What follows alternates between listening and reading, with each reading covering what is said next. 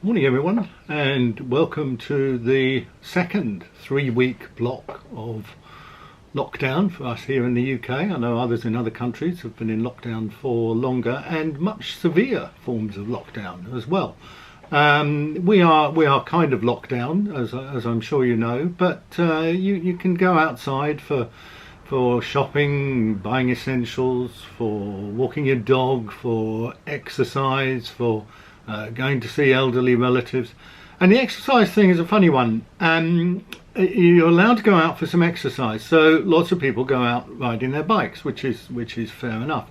Are you supposed to go out for a 6-hour or 4-hour or 5-hour bike ride? I'm not sure. Personally, I'm not going out on my bike at all, and the main reason for that is partly because my family would prefer it if I didn't, but secondly, I think I'm a fairly safe rider, but I'm also the kind of rider who can be a little bit accident prone for his own stupidity. Not that I've had lots of bad accidents and ended up in A&E and so on and so forth, but I have fallen off a couple of times and ended up with minor injuries. So I'm just being a little bit careful. I'm not going out on my bike at all. Other people are, and to a certain extent good luck to you, but if you're doing a ride of more than 2 hours or 30 miles, I will not be giving you kudos on Strava, and I'm sure all of you cyclists out there are very familiar with what Strava is.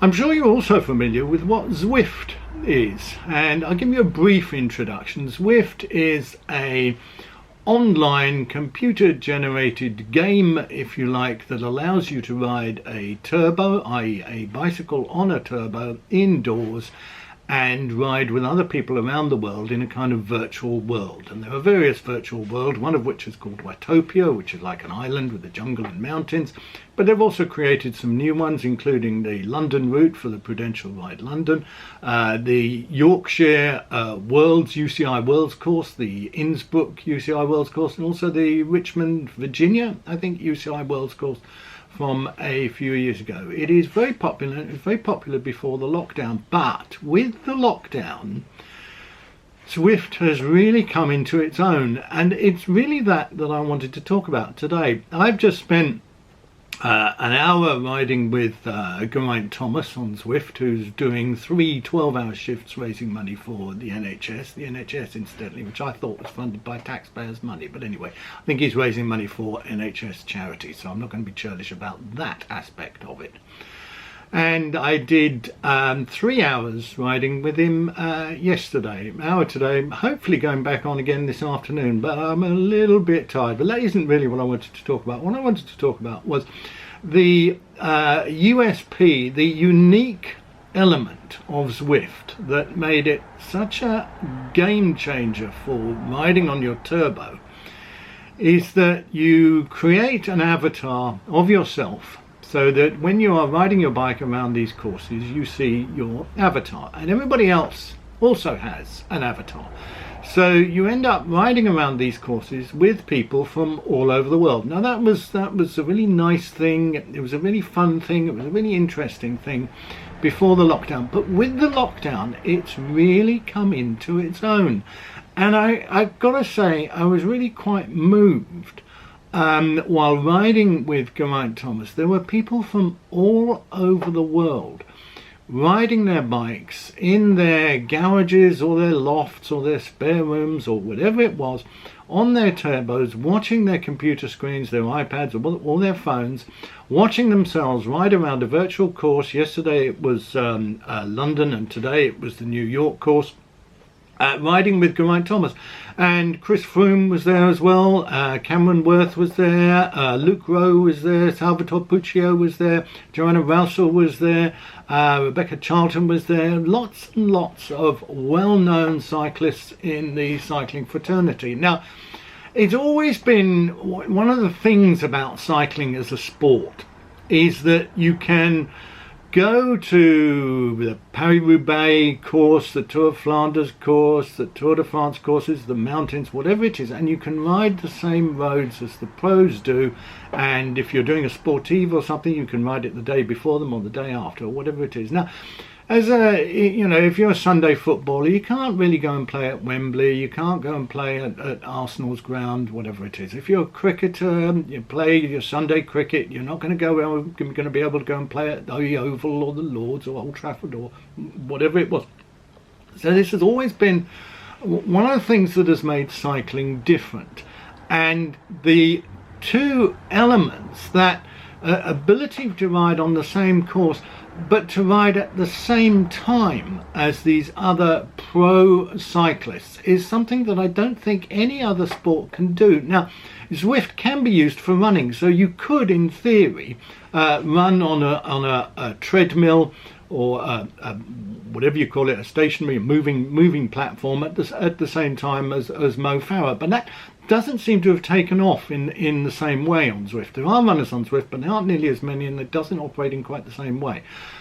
But with cycling it does. So this morning there was over 1,000 of us. We were riding around the New York course. Geraint Thomas was there. Sometimes he passed me, sometimes I passed him. Chris Froome was there. I didn't actually see Chris Froome on the course. But what you see is their avatar, and this is the thing about Zwift, and it's the thing about Zwift in the coronavirus pandemic.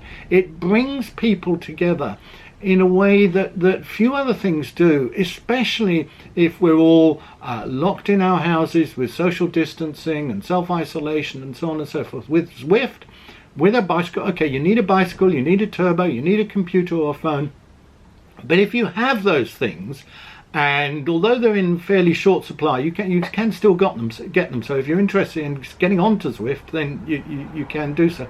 But that opportunity to ride in your own home, in isolation, but in a shared community with other people around the world, is a tremendous, not just testament to the power of the internet, the power of technology, and the power of Zwift. Eric Min, I believe, and a couple of other people who started it, they could not have foreseen that with a coronavirus pandemic, Zwift would become the sporting, what's the word? The thing to come out of this pandemic is that Zwift really becomes successful. Now, Zwift was already being very successful, but now there are thousands, literally thousands of people riding on Zwift at the same time. And it is, as I say, it brings a lump to my throat. I thought it was tremendously moving. I really enjoyed it. There's a messaging facility, so you can send messages to each other. There's quite a few of the hello from lockdown Missouri, or hello from Trump Towers New York, or hello from West Wickham, or whatever it is. But there are also actual conversations that take place. I've been on group rides with clubmates, and you can use Discord, so you can chat over a microphone and a pair of earphones, and you can have conversations. So everybody alone in their houses, in their own private world, is at the same time still part of this international world community that is coming together in a way to try and defeat this this horrible, terrible, or what is it that Trump calls it? It's really, really small, and it's really, really clever, and it's but we're gonna defeat it anyway. I'm not going to do my Trump impression. So we get an opportunity, we come together, we ride our bicycles, we share in this community, and we ride on Zwift. And so for the people who developed Zwift, I say good on you guys, well done. You've produced something absolutely magical in what is a pretty dark time. So thanks very much, and see you next time.